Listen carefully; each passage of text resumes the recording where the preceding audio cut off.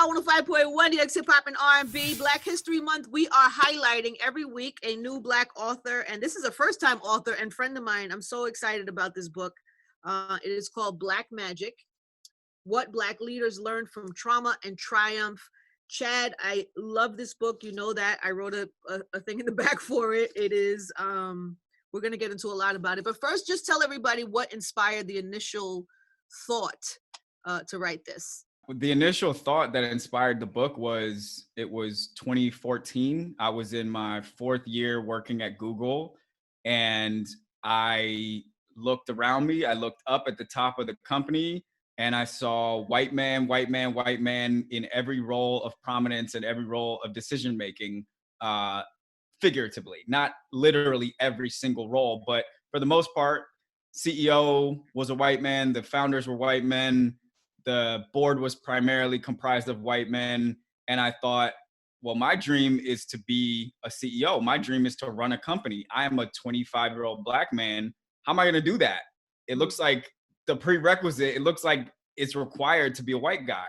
So I decided I was going to do a study of successful, smart, emboldened Black people who had found their way to the top of important companies, powerful companies. And I really just went after it just with curiosity. I said, I'm going to call everybody that I know. I'm going to ask people to make introductions. It's like the book you needed. I know that you said that. It's the book that you needed to read that would have helped you be in a better place, right? It was exactly that. It was nothing, there was nothing more sophisticated than that. I was a fan of self-help books like Tim Ferriss's The 4-Hour Work Week and Good to Great and 0 to 1. But there was no book for young people of color who wanted to be superstars in corporate America. And so it was the book I needed. So I chased it. Do you feel, because you know, you offer it to the world, you do this thing, right? And it takes a lot of work. You make it sound easy. Like, I just made it and there's the book. But you know, there's a lot of steps to make something like this happen. So you offer this gift, right, to the world in hopes to help other people. But did it help you did it help you during the process? It did. So that was 2014 when I had that vision. It's 2021 now, right? So this book has been about, it's been 7 years in the making. And Angie, you met me at a interesting transition in my life. I had built a career in technology, a pretty strong career for someone my age. Yeah. And I had decided, while I was researching and learning the tactics that people had used, Black people, to move up these ladders at these companies, I was kind of just like, at a certain point, man, forget about this ladder. I need to go build my own ladder. I need to go figure out what can I be great at and what can I use that I already have to go make something that I can sit at the top of. And that's what the book became. I mean, for me, the greatest gift in all of this was to just see how complicated and how complex the system is for people of color who are trying to scale that ladder, and showing me that I needed to decide to just get out the game altogether and go focus on the things that I was great at. And one of those things was writing. You know, you talk about that and about needing to like have quiet time, have solitude, like be solitary in your own space. Cause you telling the story how you went through a time where you were, you know, not doing well financially and you were kind of on your own a lot. And that helped you to get to this point, right? Like you need that time alone. And well, you explain that. Yeah. And not to mince words, I was broke. Like I had no money. Yeah. Right. He was dead ass broke. Let's be clear. Yeah. Like and I don't pretend to be somebody who, comes from an underprivileged background. Like I grew up middle class. My parents both had degrees, graduate degrees. It's harder to be dead ass broke when you come from like comfortable living. It was so foreign to me. I looked up one day a couple years after I had left that tech career and I was trying to do this writing thing. And I looked up and I was sleeping on a mattress on the floor in a 200 square foot apartment. And it was like, okay, how am I going to get out of here? Like I didn't have any insurance. I didn't have any, I had to cancel Netflix and Spotify and everything just to like save a couple bucks. And I started taking the medicine of these people that I interviewed in the book, and they were teaching me that there were skills I had that cost me nothing, like resilience, faith, resourcefulness, presence of mind, comfort and isolation. When everything gets quiet and you got no office to go to and your phone's not ringing and all your friends are at work and they're having babies and having weddings and stuff, like you're kind of left with just whatever is in your own head. And the voices in my head helped me write this book. They helped me write screenplays. They helped me write movies. And that became a career for me. And it probably woke you up, like all that stuff that's been sitting inside your brain. Once you start writing, it starts coming out. I read, by the way, I want to correct something I said. It's because I said it's harder if you're broke. It is harder because it's uncomfortable. It's a discomfort that you're not used to. Being broke is not easy for anybody, but let me just clarify that. Being broke as shit, as Chad was, not easy for anybody.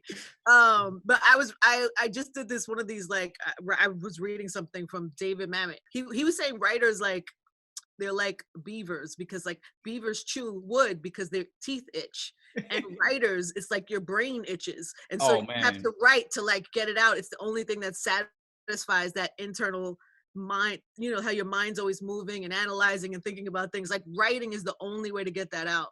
That's it. And so it just opened you up. Right. And I mean, you know that, Angie, you're a writer, you're a creative, like, you know. I know, I haven't really claimed that yet, but you've really been on me to try to claim that, which I'm almost there. No, you are. And that, I mean, to me, that was something so important for me that I needed to wake up to, was that I had been writing since I learned how to write when I was 3 years old. My sister was 5, 6 when she taught me how to write. So I had been doing this thing that I had devalued for 30 years of my life almost. I had my 10,000 hours 3, 4, 5 times over. Like I had been writing for as long as LeBron James has been playing basketball. And I was just letting this skill set just sit and deteriorate and be devalued in my mind. So when I picked it up, I mean, the thing was, I was writing every day anyway. Like you said, if you're a writer, you can't stop it. Like you'll wake up at 2 a.m. and start writing some shit. Like, so for me, it was just, I needed to productize that, right? Shit everywhere. You just have shit on cards, you have shit on paper. Yeah, that's it. Like your iPhone notepad is full of shit. I mean, I was writing on my hands, on my arms at a certain point. It was right there. Yeah. That's great. And I mean, Angie, like if anybody is a writer, you do this show every day. I mean, like even if you're not writing something down, this inner monologue that's playing out in your head all the time. And it happens a lot for people who are oppressed, that we don't have outlets to express ourselves all the time. So we're talking to our fucking selves. Excuse me. Yeah. Can I say fucking on this show? Yeah, fucking. Yes. And so like you're writing anyway. Just if you get it out of you, you have something valuable. No, and I encourage everybody to do it. I always encourage people to write, whether you publish it or you don't publish it. It just helps get the stuff from your brain out. It helps to get it out. Some of the things I want to ask you, like, could you interview 15 people in the book, right? About their experience. Is it 15? It's 15, right? 15, yeah. About their experiences. I want to ask you your favorites and why. I know you don't want to pit people, but like, what are the things that moved you the most and why? Share a couple of those. Because honestly, when I'm marking, and this is not to, I mean, I thought the stories were all beautiful, but a lot of my favorite moments are the moments of you sharing your own story. Thank you. And sharing, how you came. So, but tell me some of what you got from everybody else that was featured in the book. I will, and I also want to, hit on what you just said, which was, as I was halfway into this book, which was at that point 90% interviews, my editor had to encourage me and say, your own story is valuable here too. And that was a lesson for me as a young person, that just because I hadn't experienced as much as all these other people didn't mean I didn't have something to say. Now, as far as my favorite interviews in the book, Pastor Jameson, he's the last interviewer. He's the last interview subject. He is the pastor of the church that I was going to before COVID made it hard to go to church. A father, one of my best friends. Pastor Jameson was a drug addict, drug dealer, sticking up off-duty policemen, suicidal, addicted to cigarettes, addicted to alcohol. Pastor Jameson basically was a black man in South Carolina in the 60s. Pastor Jameson had every reason to fall off the face of the earth to some atrocity. And in his point of view, God really just pulled some of the demons out of him that were making him self-hating because of racism, and kind of turned his life around and taught him to love himself and embrace his culture and embrace identity as a Black man. And that led him down a path that eventually led him to become one of the most prolific social workers and prison reformers and pastors in Brooklyn. So that, because of just the length, like the depth of how far down deep in the hole this person was in a self-hating way, and how far he was able to come in terms of learning to embrace and celebrate his race, that is an extremely inspiring story for me. Well, you similarly were not embracing who you were at the beginning, being at Google, being the only Black, maybe one of two employees at that time. That's right. So, about that in the book, how you had to, like, you know, you put your white voice on, you put your white shirt on and your khakis on. That's right. I mean, you can, you know, unfortunately, you can still hear it in my voice to this day, right? I haven't been able to shed all those layers of bro talk and, you know, learning how to make white people feel comfortable that I adapted to be able to fit into a work environment. But I had the same problem as Pastor Jameson. You know, I came from such a different place, a middle-class background in Silver Spring, Maryland, but I thought that the only way to I thought the only way to get myself into a safe place economically was if I could ingratiate myself and endear myself to white people. And so I did What change age that. does that start? Like, when do you think that started? Because you It's grew up in a house with pretty woke parents. Like, super woke. My yeah. parents, you know, were the type of parents who I came home one day, I wrote this in the book, you know, one of the kids at school told me that all Black people looked like poop, which was a really stupid insult at the time, but it hurt my feelings. I came home and repeated that to my parents. And, you know, my dad ran and got the Souls of Black Folk and made us do a read aloud at the table. Like, I had those kind of parents, right? The parents who are like, we're not going for it. Doesn't matter. The force of this sort of cultural washing that happens over time, if you are trying to move into sort of prestigious and elitist places, it's pervasive. It's going to hit you no matter what. So, but it's death by 1,000 cuts, right? One year it might have been, oh, okay, I learned how to drink IPA beers. The next year it might have been like, oh, I learned to sort of change my musical taste. So now I try to listen to this like indie folk stuff because the hip hop and the rap that I was listening to at that time wasn't necessarily celebrated. Or the next year it's like, okay, I need to understand how to get myself into a golf club, just as an example, right? Like, these are the types of things, and they sound cheap and trite, but they're deep-seated. Like, they go really, really deep in your spirit when you're trying to change yourself so that somebody else thinks you're good enough. And I started leaving my friends behind. You know, when I worked at Google out in Silicon Valley, that's a white place. So I had a boy who I went to college with who was my roommate at the time, and he was Black, obviously. We went to Morehouse. And when I started getting invited to, you know, like the white parties and stuff like that, the campfires, the concerts at the indie folk place, whatever, I would start giving him the slip so I could go by myself because I didn't think anybody else would be welcome. I felt that much squeezed into the space that I was in. You know what I'm saying? Yikes. That has to have another side. There has to be another side to that. There has to be repercussions to that, just internally, how you feel about yourself. And hell yeah. I mean, I had taught myself, like, I remember the mirror I was looking at every morning when I got dressed. Like, I would stand in front of that mirror and put on, you know, a blue button up, like a blue checker button up from J. Crew, and maybe some, like, you know, thin cropped hemmed khakis or whatever.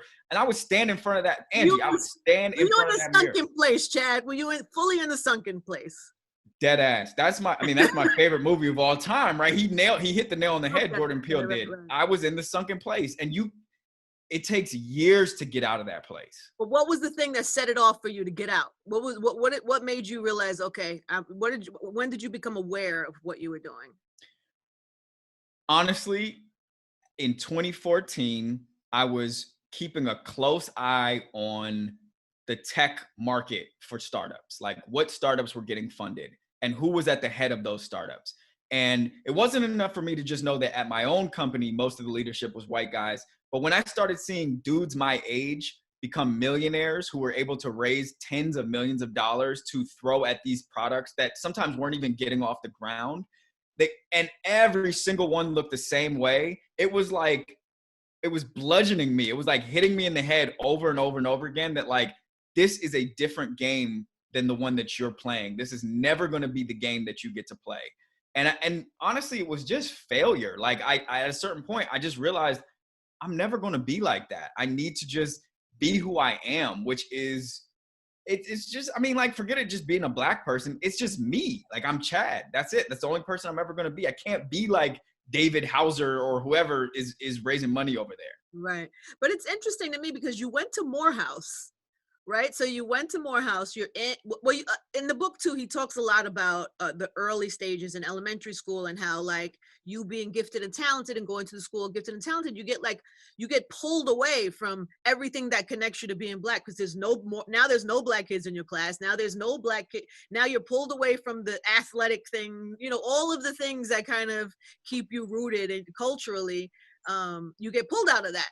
Again, these are simple calculations for a little kid to make, right? If you put a 6-year-old in a classroom that is 90% white, 5% Asian, 2%, maybe Latinx, and then it's you look around, you see, I mean, you notice these little things, right? When everybody raises their hand, which kids get called on? When you watch a video about world history and you see people like you getting packed into slave ships and you're the only one squirming and uncomfortable, like, you notice these little things. Even when you're 6 years old, when you're 3 years old, you notice these things, and you start to just it builds up in your mind over time. I'm less. By the time I got to Morehouse as an 18-year-old, I was exhausted from contending with whiteness in classes where I was the only one. But when I got there and I met kids who were from other places where they weren't the only one, they were still exhausted just the same as I was, by always feeling pushed down, by always feeling like less. I'm home. Yeah, that was it. You see in the book, people say it's physical. Like, people got to Howard University and they're like, I can breathe. People get to FAMU and they're like, my body just eased up. And all of a sudden, like, I felt bigger. I felt swollen. I felt like I could see straight. It's physical. It affects your health.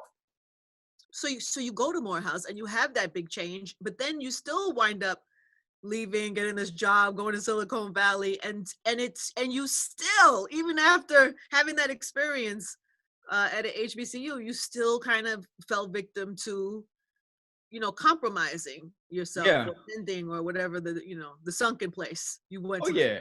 You went to the sunken place. And there's a lot of reasons for that, but I'll tell you that some of the more powerful reasons are, you just see privilege and power at a different scale when you work at a Fortune 500 company. You see the massive sort of resources that these places have, offices in all these countries you've never been to, fridges and what am I saying? Like, cafeterias full of food that's free and dogs walking around on campus. Like, you look at these things at some of these really super affluent companies, and you just, for me, my eyes just got big. It was like, this is a world I haven't seen before. Like, this is living on another scale that I haven't had access to.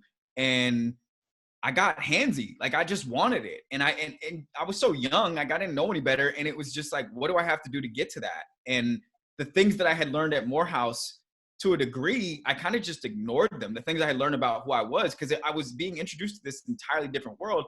And the thing about college kids starting their first job is, you're looking for an identity anyway. You're away from your parents, you're away from your old friends. You don't matter on the social ladder. You're just like, you're looking for a God to pray to. And some of these very powerful companies, they give it to you. They're like, if you're looking for something to worship, I'm right here. Wow. You're so good with words, Chad. There is a chapter here on the N word. Now, do you go into this when you begin this chapter? Yeah. Because it is such a sensitive, even within Black folks, it's sensitive, even conversation to have even then, just because generationally everybody feels different, depending on where you're from, you feel different. Do you go into this with a sensitive, or you just go in with your experience? And because your story is great, we'll get to that, but I'm curious how you go into this chapter. I go in anytime I sit down to write something, and this is something I learned from Stephen King in a book called On Writing. I go in paying attention to, what do I feel in my body while I'm writing this? If I don't feel anything, I shouldn't be writing it. If I feel afraid, I need to write the fuck out of it. And a lot of times where that fear comes from for me, especially in writing a chapter like the N word, is how's my mom going to feel about this? How are my ancestors, you know, the living ones who have worked so hard to separate themselves from a term like this, how are they going to feel to know that I use this term all day, every day, when I'm talking about my friends, to my friends, about myself, about people I don't even know? This is a term that is so close to me that I use tens, hundreds of times a day sometimes. And if I'm writing to make someone comfortable, then I'm doing the wrong job. And a lot of times, frankly, Angie, I look at the people in your industry for inspiration for that. Like I look at, you know, people who can stand in a booth and really spit something that comes from the heart and not care what their mama's gonna think or their girlfriend's gonna think or their kids are gonna think. Like that for me is inspiration. You know, you can't it's you can't charge somebody $27 for a book if you're gonna talk around shit. It's not right. Yeah. Fair enough. Is it Colin? Was his name Colin? His name was Colin, right? That's a fake name, but yes, I had to give all these people fake names because I say some crazy shit. That's true. Does Colin know he's Colin, the real Colin? Does he know that this story is about him? He has to, right? He has to. Probably. The way you tell this story, I feel like I'm at this party and I want to scream for you. So you're at a party with Colin. It's all white people at the party, except the one black girl outside when you were before it almost went down. Right. You're at a party full of white people, and Colin is the cool dude, right? Supposed to be. He's like the woke white friend. Supposed to be, yeah. Colin is the woke white friend that is supposed to make you feel safe. Right. Right? That's how you say it in the book. He's supposed to make you feel safe, where you're somebody that you could be vulnerable around, not have your guards up. Yep. Which I love that you broke it down that way, because I don't think people even think about that part. Right? When you're talking about race, it's like, who can you feel safe around fully? Like when you don't have to be guarded, like fully vulnerable around. So you felt like this about woke white Colin. And then what happened, Chad? Yeah. And then Niggas in Paris came on, and you know, there are always these moments. There's always these moments where, you know, first of all, from the moment I heard that very classic, very important beat come on the stereo, I was already tight, right? I'm already like, all right, how's this gonna go? You know, this is the song. I know what the hook is. I know what the title is. And Colin starts this conversation about Niggas in Paris is the best song of the year, yada, yada, yada. And he just says it just like that. Like, I'm not supposed to think anything about it.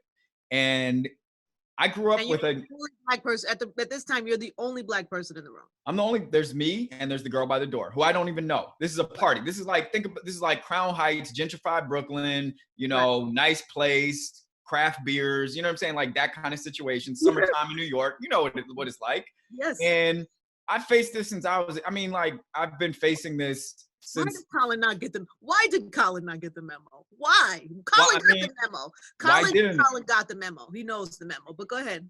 And, you know, he spews the word right out there, and all the pressure is then on me. How do I respond to this? The humiliating response is to do nothing, right? The humiliating response is to say nothing, just eat it. It's whatever. I had a kid in high school tell me, white kid on my basketball team, he was doing 3-6 lyrics and he said nigga, and I looked at him crazy and he said, oh man, you're not going to be one of those guys, right? I'm like, and it's been like that my entire life. You get to decide, am I going to be quote unquote cool right now? Or am I going to be honest? That hurts my feelings. That's embarrassing. That is not cool to say that. So I told him it wasn't cool to say. He fought me on it, right? We go back and forth. He's an intellectual type. So am I. I can do this. We spar on why it's not okay to say it. And finally, I'm just like, you know what? I just don't like it when you say it. I'm not going to take you through a history of civil rights and race in the United States and all these things to explain it. I just don't like it. So why are you saying it? And he couldn't concede. There is a part where you talk about how it made you feel, right? And it's not just about like how it should make me feel, or because politically it's not correct. It's not about it being politically incorrect or how it should, you know, it's not any of that. It's how it made you feel. Yeah. And you say in the book that if you can't just stop doing it because of how I feel, then we're not friends anyway. So you should stop just because. Like, he wanted to challenge you. Like, no, really, why can't I explain? It's a song. If everybody, and if you can't just not do it because of how it makes you, your friend feel, he's probably somebody that you didn't need to be friends with anyway. What kind of friendship is that? You know, this isn't about ownership of a word. This isn't about ego. This isn't even, it is about, you know, human rights and civil rights. But in this moment, it's really just about, can you just show me some love? Can you just respect me? Can you just concede this one word for this moment in this friendship? And he couldn't do it. I learned over the course of many Eric and Brent friendships, you called them Eric and Brent friendships, that I was unwilling to uphold a friendship with someone who couldn't sacrifice a hurtful word for my dignity.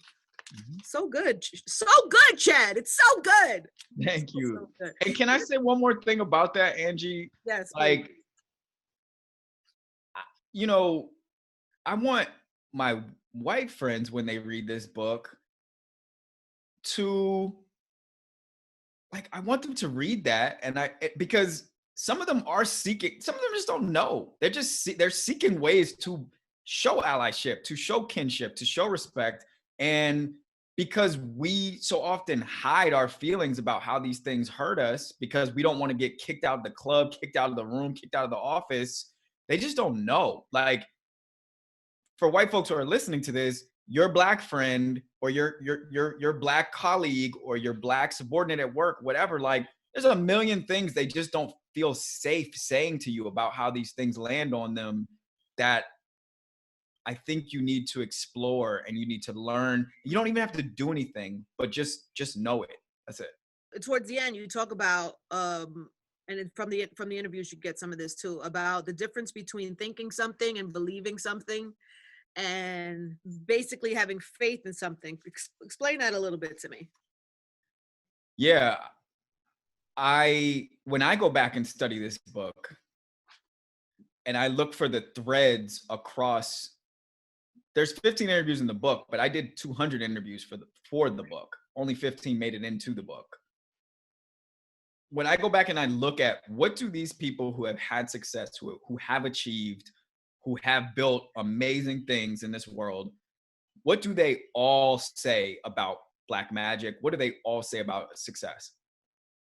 There's a turning point that a lot of them reach, many of them in their mid to late 20s, where they stop making decisions based on intellect and what they think and what they've read and what they have researched.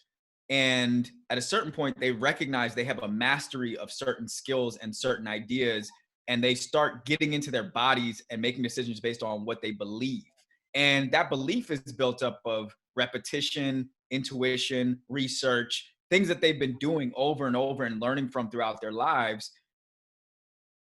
And what I think is Black magic is the fact that we have been navigating such a high risk environment our entire lives as Black people. By the time we get into our 30s, 40s, 50s, we are so intuitive about how to navigate these complex systems that we can really just make decisions off of our belief. You gotta believe. You gotta start there. Chad, you absolutely have that. I said this earlier, but Chad, believed he could make a short film. We're both talking about it. Mine is still sitting in my computer. I've done nothing with it. He fully went, got it funded, got it shot, directed it, acted it. He had an idea for a book. He believed in it. He did it. It's here now. Everybody can read it, and it's Black magic. It's magical. It's amazing. And you are really a testament to that. Like, really believing in. I mean, I'm that way too, but sometimes you waver. So, even the most diligent and people who really believe, I'm a believer too, but sometimes you second guess yourself. Sometimes you have moments of doubt, or you get a little lost or get a misstep. And it's inspiring when you see other people, steadfast with their beliefs and making them happen. It's pretty great. So it's been amazing to see you do that, and congratulations. I'm so proud of you. I'm so happy for you. Actually, I have the back, you'll see. Oh yeah, you got a blurb on there. And while the mic is live, Angie, can I just say, this this is my first time here. And I've dreamed about being on this show since I was a little kid, right? This is not it. This is a Zoom. We're gonna do it another time, but yes. Of course, we absolutely are. But you know, you have seen the last 5 years of my life, which you have seen me approach this craft and start to turn a corner on it, I think, with this book. But you have shown belief and shown faith in me every single step. And you've always treated me and looked at me as a talented artist, and with the exact same tone and the exact same balance the entire way through. And that helps me keep doing the thing. So I'm thankful and I'm really grateful to be on your show. I adore you. I love you. I'm so proud of you. And I really love your book. I just love it. And it's, you know, it's just the nuances. It's those little nuggets inside of the stories that really take it to another level and really like bring you into who you are as a writer. I can't wait for the next book, but in the meantime, everybody can read this book because it just came out, Black Magic. Anything you want people to know about it before I let you go for today? And I can't wait to see you in person and do this in person at some point. I want them to know, I was talking to a 65-year-old white man from Chicago 2 weeks ago. He said his family lost their 17-year-old daughter to cancer last year. He read this book and it helped him and his wife think about the ways that they, as people so different from me, are going to take their trauma, learn from it, and continue to live their lives and be joyful because of some of the principles in this book. So that's what I want people to know, is everybody can see themselves in the stories told in this book. And it's done in such an insightful, beautiful way. I think you're all gonna love it. Black Magic, everybody, go get it. Where can people purchase said book, Chad? Everywhere that books are sold. Amazon, their indie bookstore, Barnes and Noble, their local bookstore. I was in Woodstock 2 days ago and they had it up there. Anywhere the books are sold, you can buy this book. Amazing. Congratulations, my love. Thank you. For today.